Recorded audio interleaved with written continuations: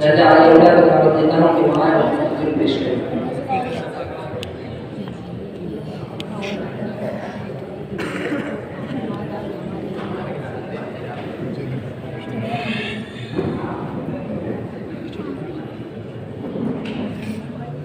السلام علیکم ورحمۃ اللہ وبرکاتہ.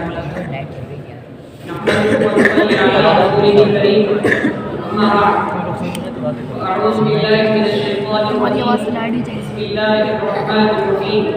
ومن يبتغ غير الاسلام دينا فلن يقبل منه وهو في الاخرة من الخاسرين. محترم صدر جلسہ، معزز حکم صاحبان، مشفق و مربی اساتذہ کرام اور میرے عزیز ساتھی، آج کی اس پربہار تقریب میں موضوع انتخابات ہے فتنہ انقلاب اور کا مقابلہ. محترم سامعین، یہ دور دوسروں کا دور ہے. پورے عالم میں خیر و شر کی کشمکش چل رہی ہے. کہیں لوگ اسلامی خوبیوں کو جان کر اسلام کی طرف مائل ہو رہے ہیں تو کہیں مغربی تہذیب و تمدن کے فروغ سے نوجوان دین اسلام سے بیزاری کا اظہار کرتے نظر آ رہے ہیں.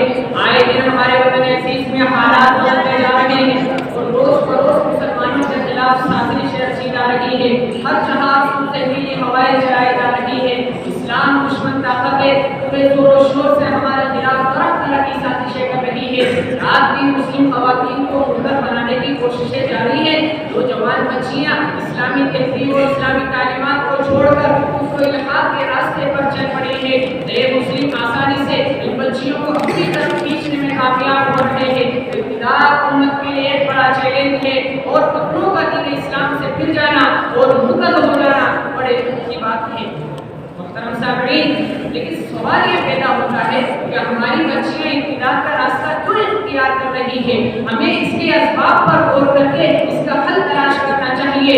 اگر ابتداء کے بنیادی اسباب پر غور کیا جائے اور سنجیدگی سے جائزہ لیا جائے تو اس برائی اور بے حیائی کے بہت سارے اسباب ہیں، جن میں فحش و ناجائز تعلقات پر مبنی ٹی وی سیریل، موبائل کا غلط استعمال، مخلوق نظام تعلیم، ذاتی طور پر دینداری کی کمی اور مسلم گھرانوں میں دینی ماحول کا فقدان سر فہرست ہے. فرمان باری تعالیٰ ہے یا ایھا الذین آمنوا قوا انفسکم واہلیکم نارا. ابتداء کی اس تیزن آنے کو روکنے اور اس سیلاب بلاغت پر مد لگانے کے لیے ہم پر 3 بڑی ذمہ داریاں عائد ہوتی ہے. سب سے پہلے والدین کی ذمہ داری ہے کہ وہ اپنی اولاد کی ہر نقل و حرکت پر غیر محسوس طریقے سے نظر رکھے. بچپن ہی سے انہیں اسلامی تعلیمات اور نبوی اخلاق کا پابند بنائے. مغربی کلچر اور بے حیا تہذیب سے کوسوں دور رہنے کی تلقین کرے. بلوغ کے بعد نکاح اجرت سے کام لے. ادراک و شعور سے پہلے موبائل اور انٹرنیٹ سے حد تلقان مچائے. علماء امت اور ائمہ مساجد کی ذمہ داری ہے کہ وہ نوجوان طبقے میں اسلام کی عظمت و رفعت جاوزی کرے.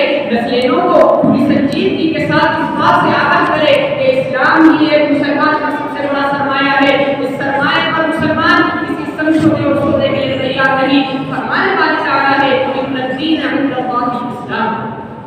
محترم حضرات، آج کے نوجوان کچھ نہ لگے، ان کے دل کا پیادہ شراب عشق سے خالی، چہرے دھلے دلائے صاف ستھرے فیشن کے دل دادا، مگر جان اندھیروں میں گھری ہوئی ہے.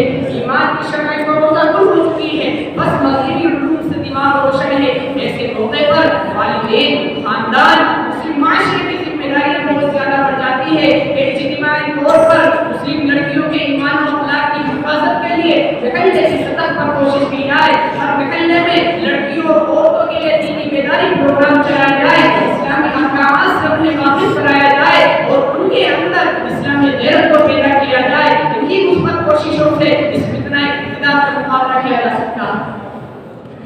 حضرات گرامی، اگر ہم نے نوشتہ اتوار کو نہیں پڑھا اور اپنی لڑکیوں کی صحیح تعلیم و تربیت نہیں کی، ان کی ذہنی و فکری اسلامی تربیت نہیں کی، تو یقین جانیں ہم بھی اس جرم میں برابر کے شریک ہوں گے اور رب کے دربار کے اس سلسلے میں ہم سے پوچھ گچھ ہوگی.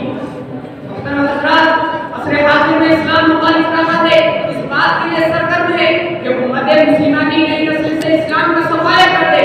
لیکن اللہ رب العزت نے ایسے لوگوں کی مذمت الفاظ میں فرمائی ہے یریدون لیطفئوا نور اللہ بافواہہم واللہ متم نورہ ولو کرہ الکافرون. اور یہ عقل کے پورے یہ نہیں جانتے کہ ہر آن اللہ پاک اپنے نور کو جلا بخشنے حضور خدا ہے